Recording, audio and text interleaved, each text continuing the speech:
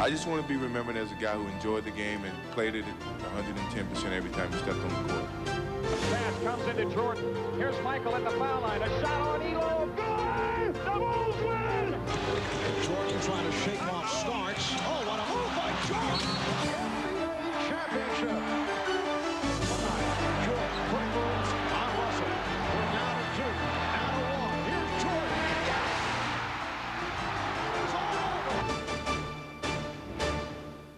I am here to announce my retirement from the game of basketball. 17 seconds from Game 7 or from championship number 6. Jordan open. Chicago with the lead.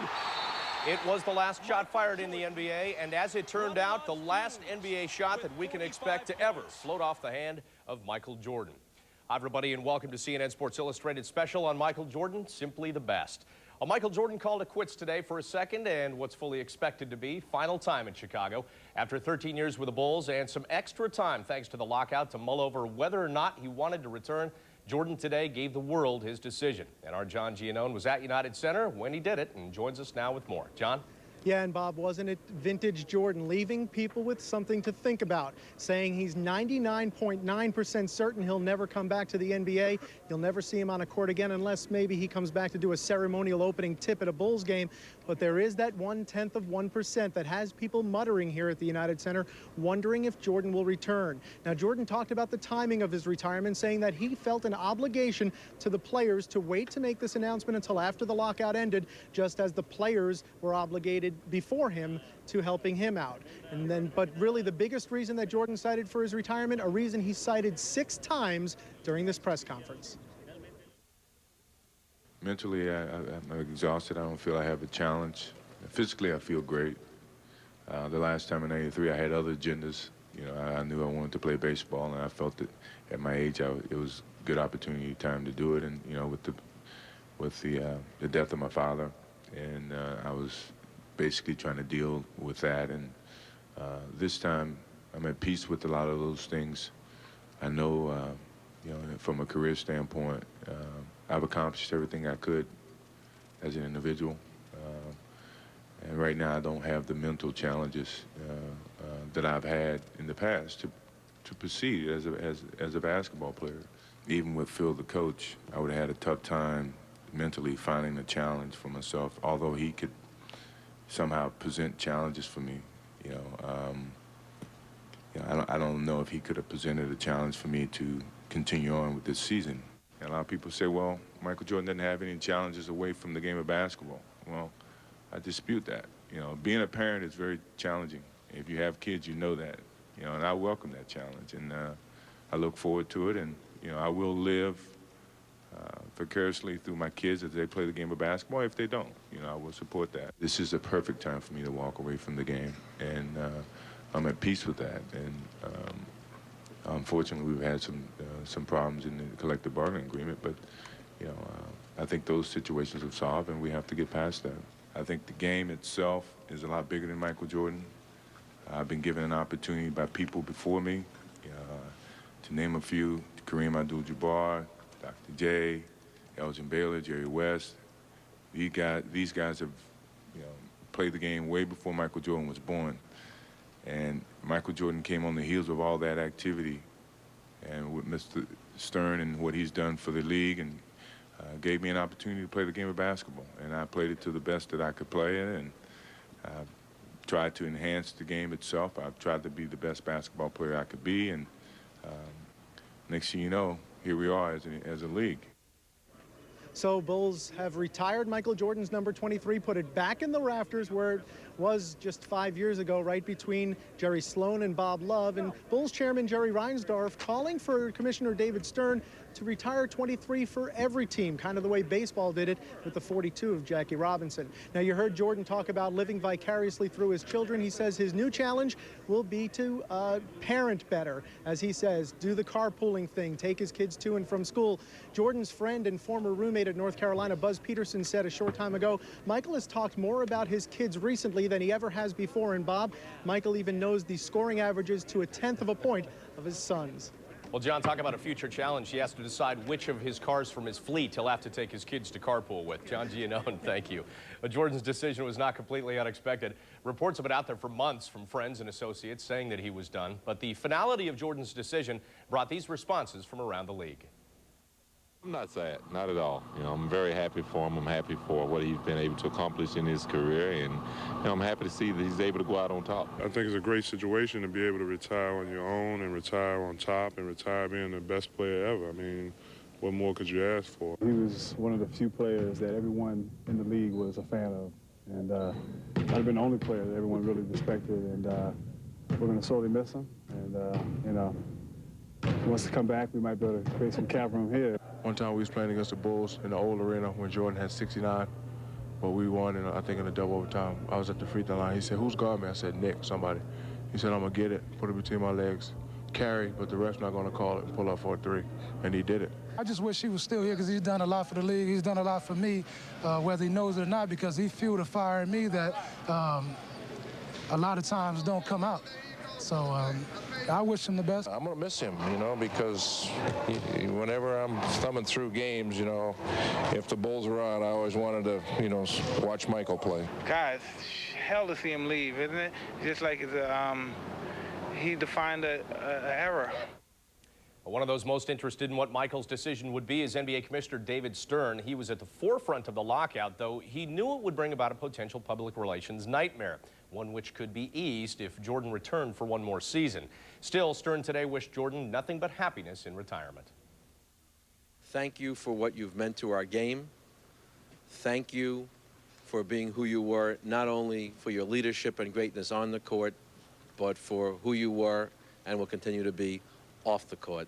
Your contributions to the NBA are immeasurable, despite the fact that every newspaper in the country has an insert to detail those today, and every network has a series of programs to do it. I don't think they could ever capture all that you've meant to us. Thanks for the plug, Mr. Commissioner. And he speaks of the TV deals. He's the one who does them, and TV is going to take a hit in ratings with Jordan gone, no doubt about it. He, along with the Bulls, are responsible for the top 4 rated NBA Finals of all time. Last year's matchup against Utah, in which Jordan hit the game-winning shot in Game 6, was the highest rated ever. And it has been said before, when Jordan played, it wasn't a game, it was an event. So, where do the Bulls go from here? Some on the team probably shudder to think. And if that's the case, why then should we? Let's instead look at Jordan's career path, which had one destination: greatness. And if you are a stat freak, you know that Jordan had 29,277 career points, third on the all-time list. But to break it down, every one but one of the games Jordan played, he scored in double figures. The only time it didn't happen was Cleveland in 1986, and he made the Cavs pay for it the rest of his career. At the other end of the spectrum, Jordan scored 60 or more points in a game 5 times. Well, coming up next on Simply the Best, we will pick up the argument of, is Michael Jordan the best there ever was? Some old-timers might cast their ballots for others. We'll weigh in with many other thoughts on that story and more when we come back.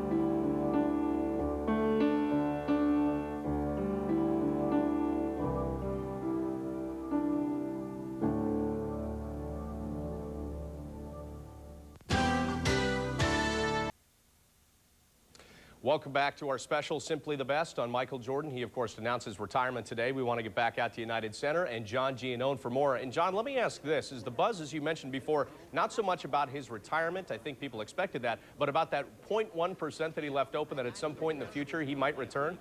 That's every bit as Jordan-esque a move as the slam dunk or the that slam dunk competition foul line perfect 10 that Jordan drew. You know, I don't think it's going to happen. I don't think there's anybody here that thinks it's going to happen. We asked some of the Bulls players beforehand if they thought it would happen, and they said no. I asked assistant coach Frank Hamblin, do you think there's any chance that Jordan will come back? And he said, look, we all met as a team right after the finals. At the time, Jordan said no. He didn't want to come back, and Frank Hamblin said he has seen nothing from Micheal Jordan throughout that last 6 or 7 months that has made him change his mind. And really, I think this would have taken place sometime in early September had the lockout not been in place.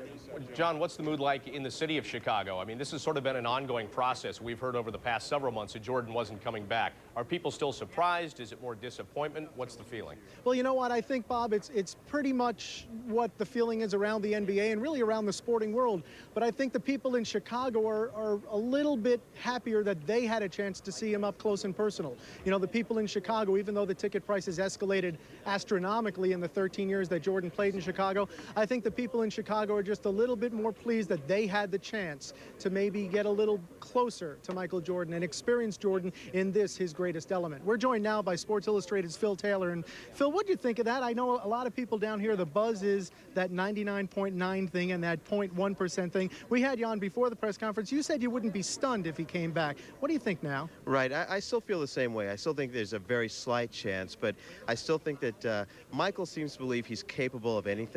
And I think that he can get recharged during this season, and he may see that when someone like Shaquille O'Neal or one of his old rivals like Karl Malone or Patrick Ewing wins a title, he may get that bug back again. And I think he knows that. I think that's what he was talking about when he left that 1/10 of 1%. But isn't that just a Jordan-esque move to do something like that, to make people have a little something else to think about? Oh, sure. I mean, I think he gets a little kick out of that. I think he likes to maybe pull people along with him a little bit, pull their leg a little bit.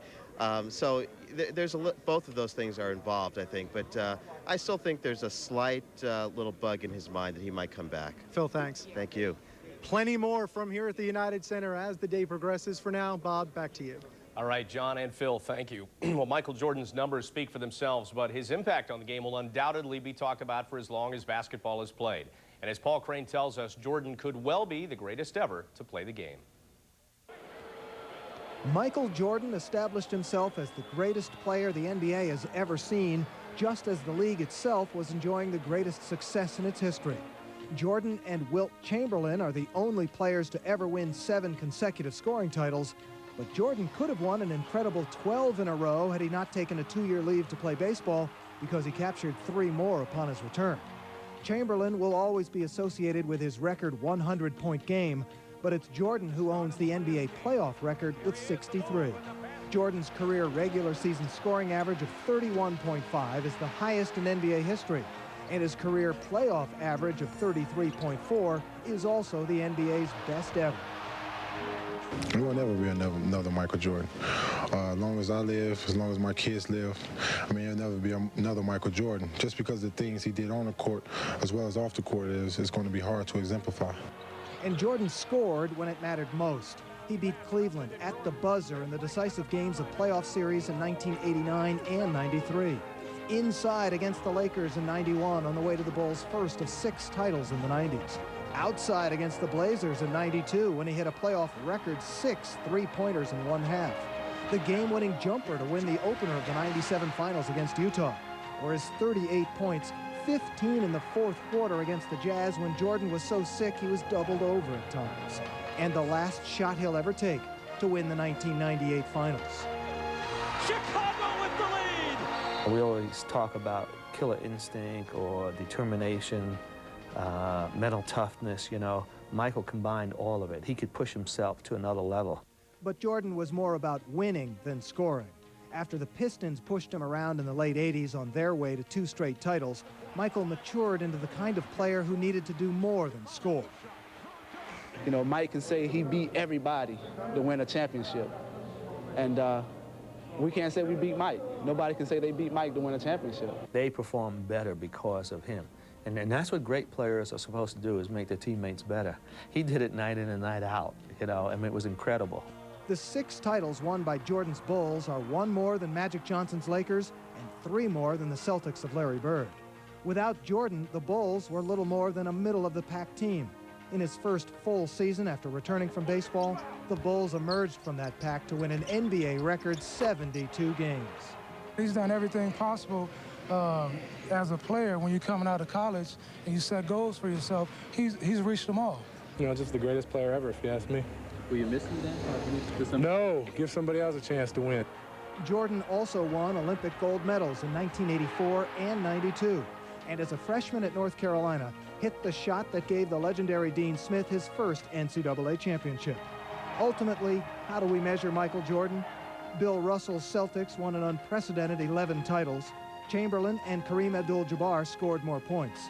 But for artistry, desire, and overall accomplishment on the court, no one has had more impact on basketball than Jordan. It's hard to imagine anyone ever having that kind of impact again. I'm Paul Crane. Well, if you care to measure Michael's greatness merely by the numbers, consider these. He was league MVP 5 times, the NBA Finals MVP in all 6 of the Bulls championship years. And while some NBA players dream of scoring 31 points in a game, Jordan did it routinely. His 31.5 point per game average, the best in history. Or how about these numbers in comparison to the greats? Jordan's 10 scoring titles are the most ever. And while he might not have as many rings as Bill Russell, he without question single-handedly changed the fortunes and attitude of a team, its city, and the entire league. Can anyone else boast of that? Well, still to come on Simply the Best, our course in advanced economics as they pertain to Michael Jordan. But don't worry, this course is easy to ace. It's about a lot of dollars and how there might be less of them with Jordan retiring.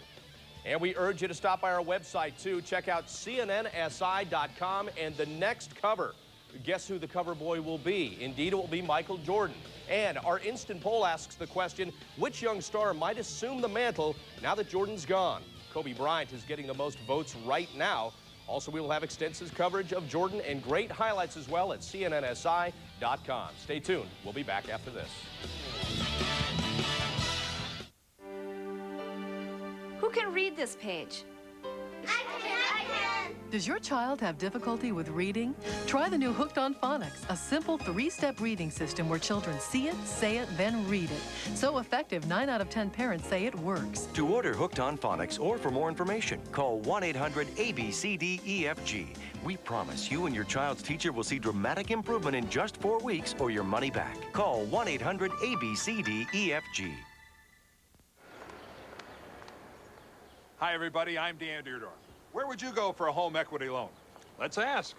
Well, banks have the best rates. But banks only lend money when you don't need it. Advanta National Bank is different. They lend money to people when they need it. Right. With my credit? They made their first loans 45 years ago to teachers who had trouble borrowing. They helped out when others wouldn't. This is a bank, right? With customers who get the flexibility only a national bank can offer, right over the phone. Got to move all your accounts there. Nope, just call Advanta.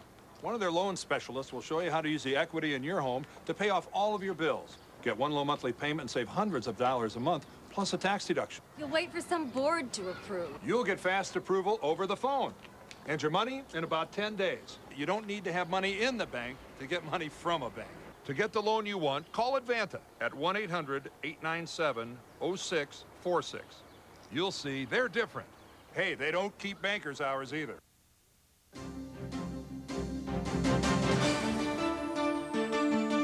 Well, everybody would like to know, where do the Bulls go from here? And some on the team just don't want to think about it. If that's the case, then why should we? Let's instead look at Jordan's career path, which had one destination: greatness.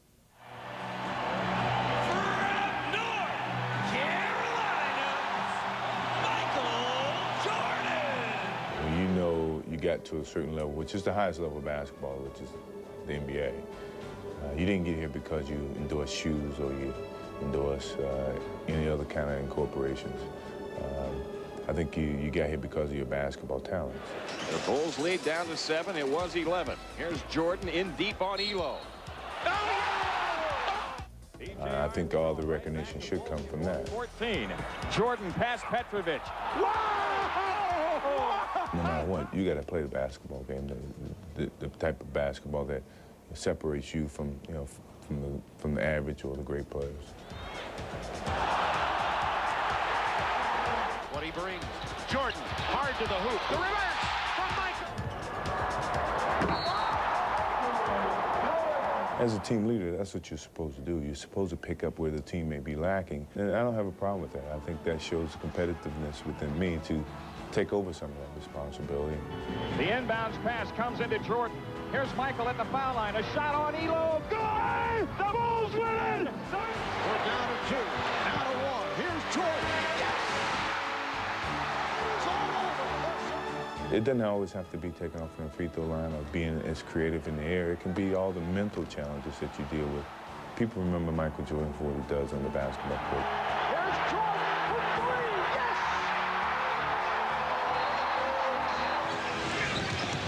Jordan trying to shake off Starks. Oh, what a move by Jordan! It counts. You have to look within yourself and set certain expectations for yourself to drive you each and every day. So when you walk away from the game, you can say you gave every little bit that you could, and each and every day you went out and you tried to find a new challenge to prove. 11, 10, Jordan. Jordan a drive, hangs, fires, scores! He scores! The Bulls lead 87-86.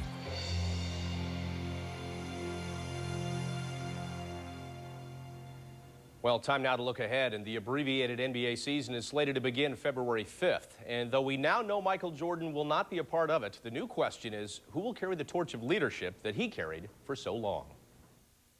Tremendously. Michael Jordan is going to be missed, not only on the court but off the court, because I think, we know what he did on the basketball court, but off the court, Michael did a great job of setting the right example for younger players, for the community, and everybody. Michael is the ratings for the sport. Let's be honest, without Michael, we do take a hit. I'm not sure we have players who have the character or the competitiveness to step up in the biggest situations and deliver the biggest blows time after time. It's amazing, and I don't think we'll see another guy like him for a long time. He brought a lot to the game, and he's going to take a lot out, but in time we'll have someone step up and fill the void of his superstardom, I guess. You can just credit Michael for a great deal of this league's success, without a doubt. Well, amazing as it may seem, Jordan's absence not only leaves the NBA with a dilemma, it also leaves some retailers anxious. After all, Michael Jordan was once dubbed the $10 billion man for his impact on the league and on sales of merchandise that he endorsed. Here's John Giannone with more. At least one account has estimated Michael Jordan's impact on the U.S. economy at $10 billion. But while his appeal has been national, even global, for 13 years, Jordan has belonged to the city of Chicago. Every time Michael Jordan stepped on the court at the United Center, between $8 and $10 million were pumped into the city's economy. From parking, concessions, and souvenirs to restaurants, bars, and tourism, Jordan and the Bulls were an entertainment windfall for the Windy City. It's no wonder that lawmakers and entrepreneurs here were holding their breaths and their wallets, hoping Jordan wouldn't retire when the NBA lockout finally ended. It will impact it. I think people still want to go see the Bulls, but it will impact it, I believe, significantly because he's gone. And that is our championship drive. He's the man. And I think everyone will feel it. The whole economy will feel it. The city will feel it. We'll feel it. We probably could at least attribute over $1 million of just additional income built on the excitement that he brings to the city.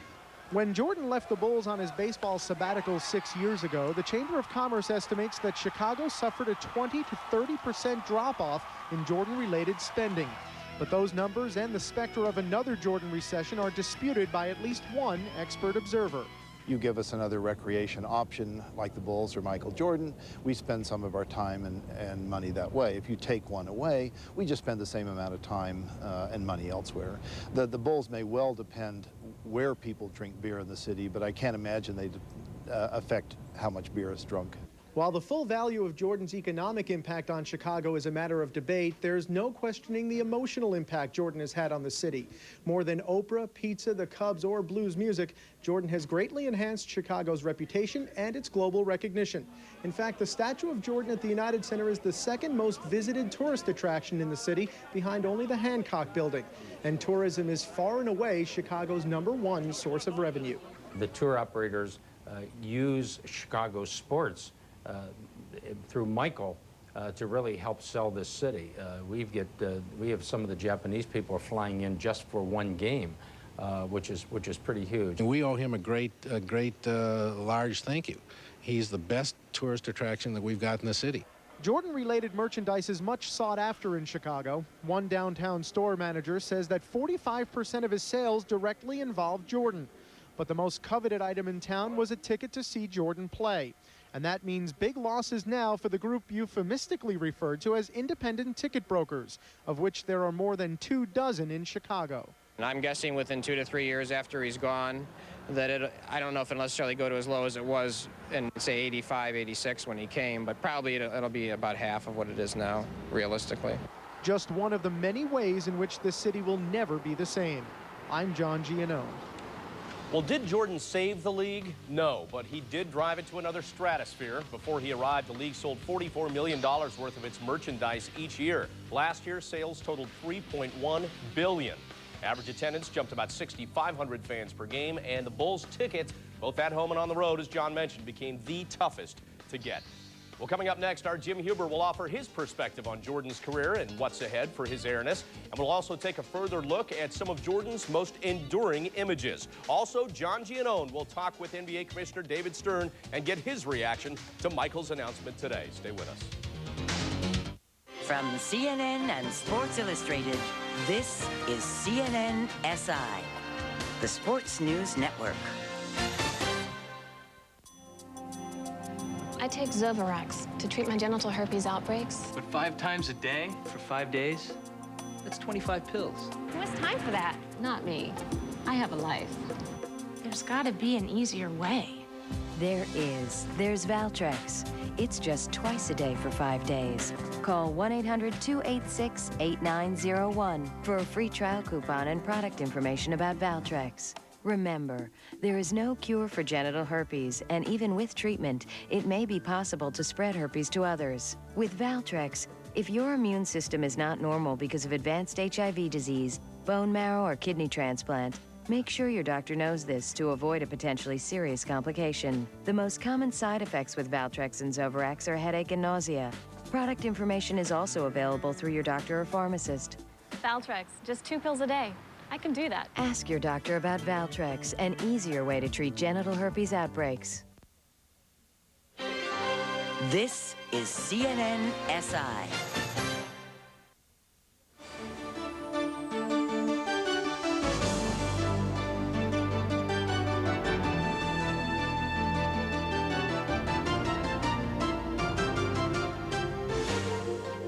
This could be the beginning of a beautiful friendship.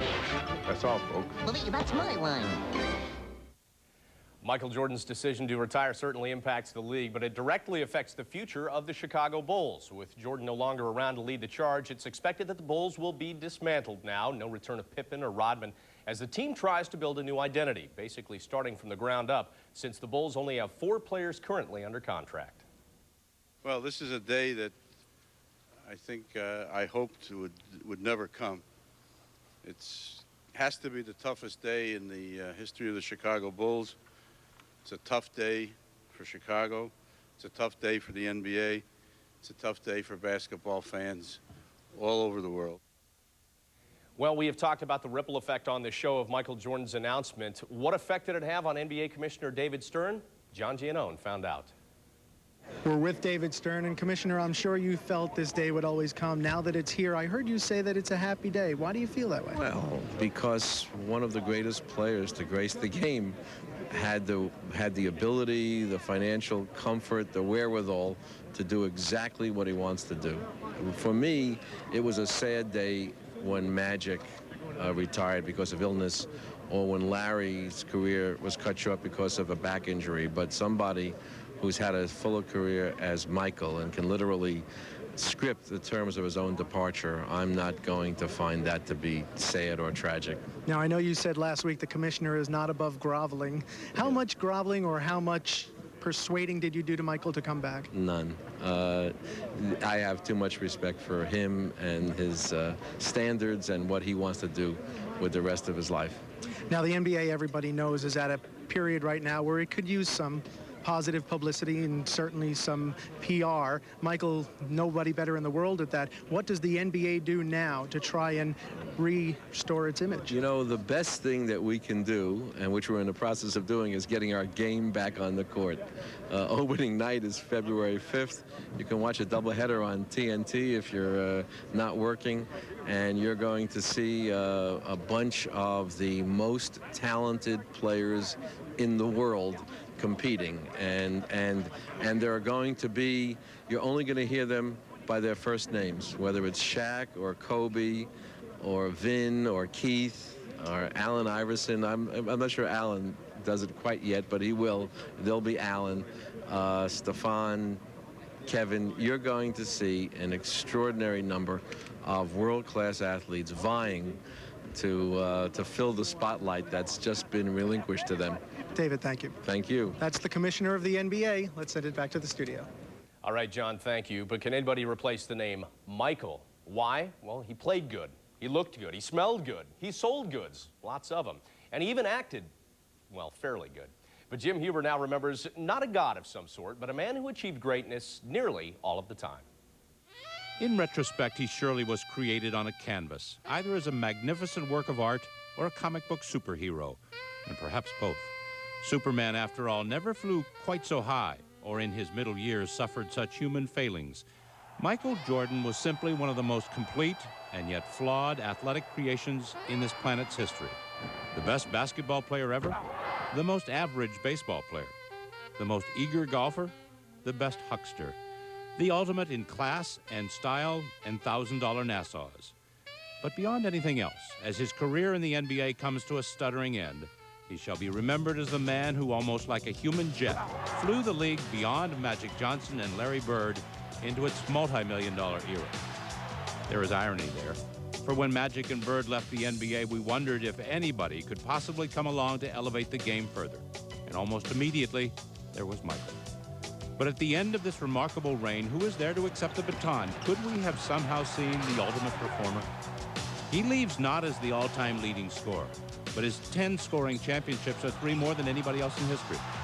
He departs with 6 championship rings, 5 fewer than Bill Russell, and yet what one other man was responsible for transcending the game, drawing sellouts and high television ratings wherever and whenever he performed.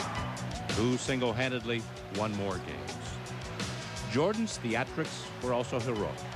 25 game-winning shots over his NBA career, like the memorable jumper against Cleveland in '89, and the shot that beat Utah in '98. Jordan a drive, hangs, fires, scores! He scores! But in between those 2 shots came one of the most mysterious, perhaps human gaps in sports history. As Michael Jordan was taking his rightful place as one of the greatest athletes of all time, he chose to retire from basketball to try his hand at baseball. The tragic death of his father eating away at him. Rumors of heavy gambling on the golf course taking their toll. Why not baseball? But if he himself believed in his athletic invincibility, that game did not. It chased him amid great fanfare to the minor leagues and chronicled his failings nightly. As a basketball player, bronze. As a baseball player, papier-mâché. And so, almost as though he had served his sentence, the NBA gladly took him back 2 years later. And just days into his second coming, he scored 55 points against the Knicks. His role in the league was one thing. His status as the world's highest-paid salesman was yet another altogether. From shoes to cologne, he made millions for himself and much more for his companies. Hollywood called, and Michael jammed. It was a natural. And his Chicago Bulls, with Jordan leading the league in scoring, won the last 3 NBA championships. Now, a seasoned and semi-disrepair, he takes his final leave to lower his handicap and raise his children, to take his rightful place as an elder statesman. Will another somehow enter his vaunted airspace and rescue the NBA once again? Or have we been blessed with the last great Skywalker? If there are artists hard at work, they had best have majestic imaginations, for this one will be almost impossible to beat. I'm Jim Huber. A fitting portrait. Thank you, Jim. We're going to take a break on Simply the Best, and coming up, President Clinton's reaction to Jordan's announcement. Also, more live from John Giannone at United Center. We're back after this.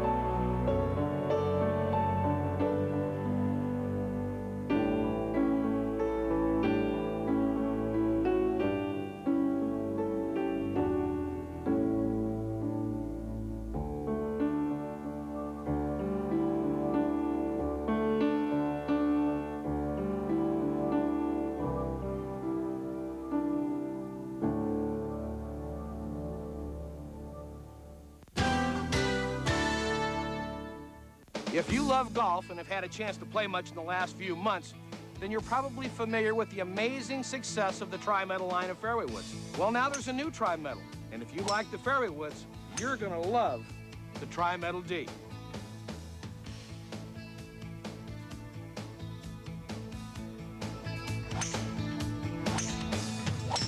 Independent tests proved the Tri-Metal driver was 73% straighter and carried 9 yards longer than the Callaway Great Big Bertha. Here's how you can get the same driver so many players are already playing.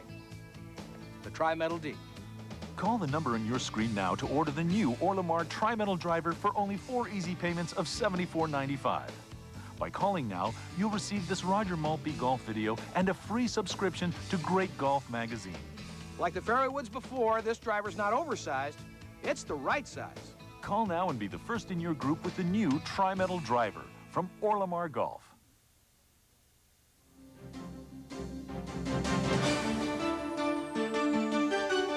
Welcome back to our special programming on Michael Jordan, Simply the Best. We have gotten reaction from players, the league, and the city of Chicago as to Michael Jordan's retirement announcement today. But what about reaction from the White House? Well, President Clinton spoke a short time ago reacting to Michael Jordan's announcement. Everybody knows what a great enthusiast I am of athletics.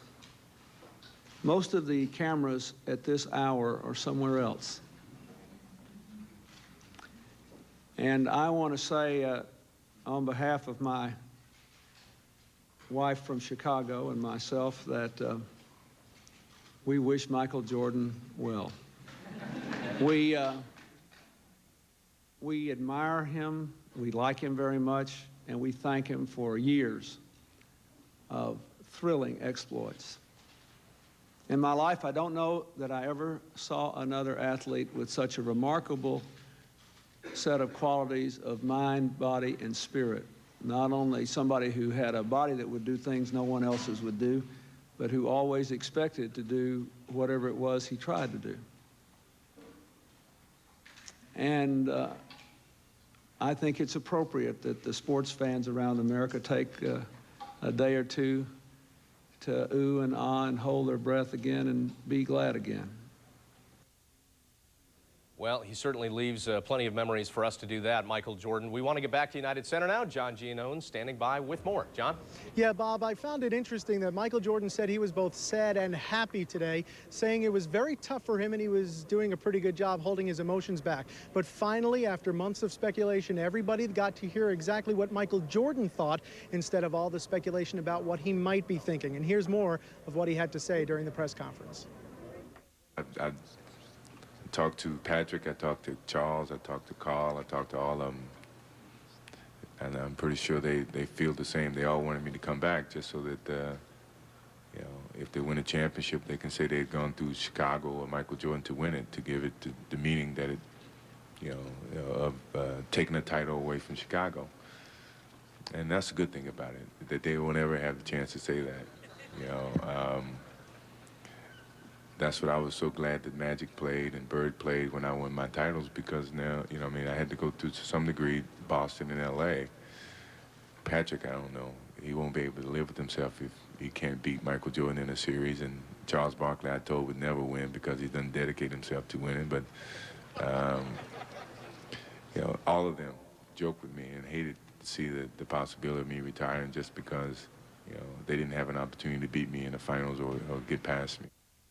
We're joined once again by Sports Illustrated's Phil Taylor. And Phil, we just heard Michael talking about some of the competitors throughout the years, Charles Barkley, Patrick Ewing, guys like that, who will now never get the chance to say that they beat Michael Jordan for an NBA championship. We heard Jordan himself say there'll never be another Michael Jordan. But who are the 1 or 2 or maybe 3 players in the league who may be able to, in some small way, pick up the mantle?